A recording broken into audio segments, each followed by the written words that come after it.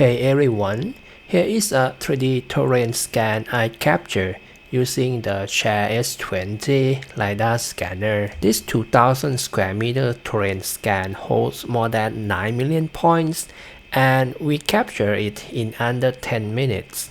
That's what makes SLAM LiDAR such a powerful tool for building high precision topographic models.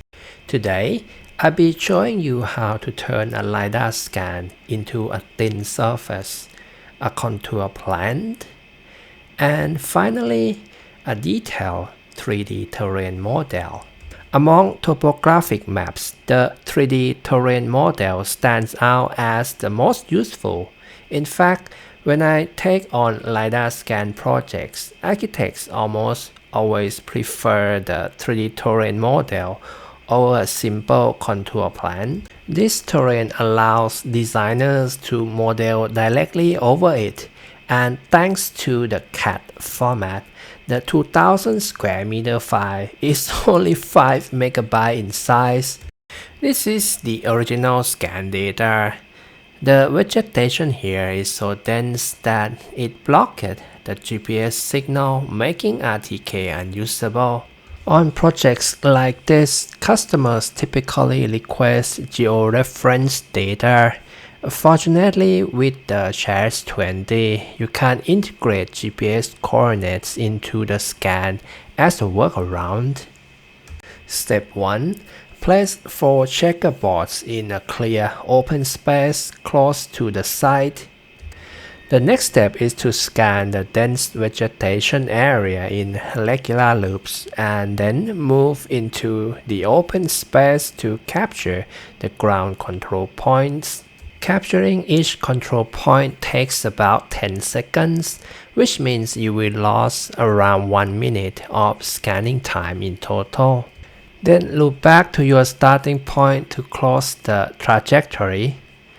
When you complete multiple loop closures, like in this case with 2 loops, the SLAM accuracy actually surpasses scanning with the RTK.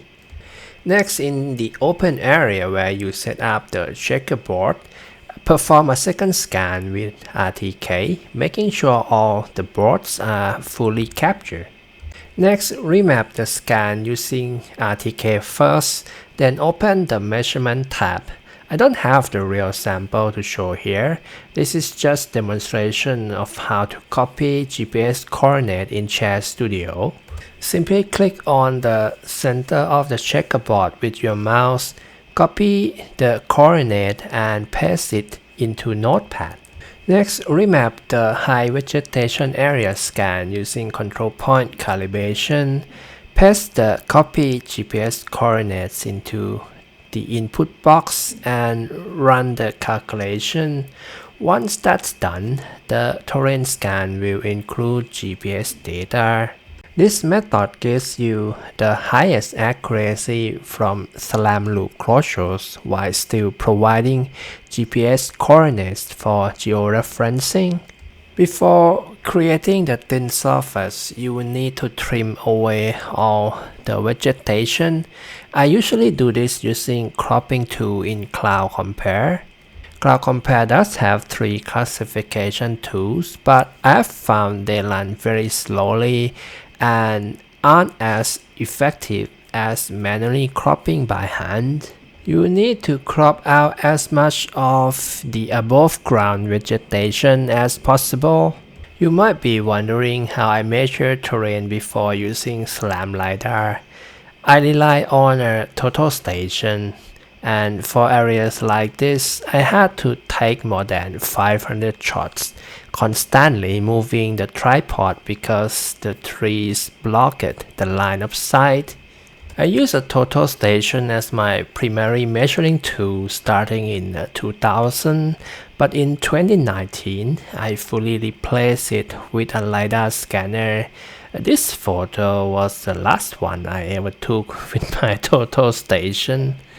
BricsCAD allows you to build architectural models and also transform point cloud data into thin surfaces. And it's also among the most affordable software options that can handle this task. It even includes a civil survey workbench equipped with all the tools a surveyor needs. I will begin by importing the point cloud. Next, I draw a boundary line on the XY plane to define the area for the thin surface. Next, click the Thin Surface command and select Create from Point Cloud. I set both the mesh size and elevation step to 0.3 meters. Now we have a thin surface, which is essentially a triangular mesh. Looking closely, you will notice some artifacts left behind from vegetation that wasn't fully removed from the point cloud. Next, I crop the thin surface using the boundary line I created earlier.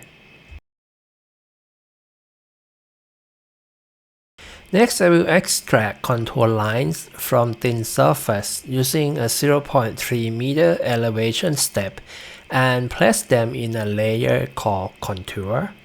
Now we have elevation contour lines, but many artifacts remain from above ground vegetation, so I will need to remove them manually. Simply select the small clusters or shorter lines and delete them. They usually represent vegetation or small rocks.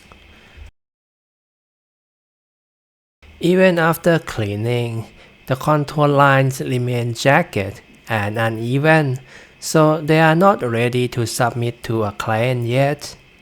But it should be fine to use this for a personal project. Next, I'll model the terrain by extruding the boundary line into a solid.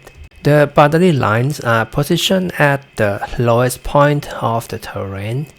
I moved the UCS plane onto this face and began tracing the first contour line. Next, I will switch to the top view cube and flatten the spline using the flatten command. Then I select the boundary face and use the push-pull command to raise it by 0.3 meters, matching the contour line's elevation step. Then I repeat the process for the next elevation step. Move the UCS to the new sketch face, trace with a spline, switch to the top view and flatten the line, then pull up the boundary to the next elevation step. Each contour line extracted from the thin surface carries an elevation value, which you can verify in the Property tab to avoid mixing them up when tracing. When tracing with a spline, you can enable point cloud visibility to see whether jagged lines should be omitted. These are often caused by vegetation or small rocks. 3D terrain modeling is very straightforward, especially when you are working with point cloud data from a LiDAR scan. Compared to traditional methods, total station can only produce a rough thin surface. It simply can't match the precision of a LiDAR scan with 9 million points, since the total station typically collects only a few hundred samples, even after a full day on the job site. Using RTK for terrain probing can be quicker than total station, but it becomes ineffective in dense vegetation where GPS signals are blocked. And surveying with drone LiDAR also won't capture all the ground surface. In 2026, no other surveying tool matches the performance of a SLAM LiDAR scanner for terrain capture. The workflow takes about 10 minutes of scanning, 45 minutes for data processing, and 2 hours for terrain modeling. Be sure to add elevation and notations to each contour line before delivering the project to your client. You can flatten the smooth contour lines into 2D drawings for use in a landscape plan. Most architects prefer working with a terrain model since it allows them to directly design foundations, retaining walls, and drainage system. Here is an example of a project where a precise terrain model was absolutely essential. Back in 2007, I worked on a house built directly on cliff blocks, and the terrain geometry was critical for making design decisions. I really wish LiDAR scanners had been available back then. The final design would have turned out far better than what was possible with total station survey data. 2026 marks a real transition period for surveying tools. SLAM LiDAR has advanced rapidly in recent years and is poised to disrupt traditional methods. It's a welcome wave of change, especially since total stations have remained largely unchanged for decades. Thanks you guys for watching. I'll see you in the next video.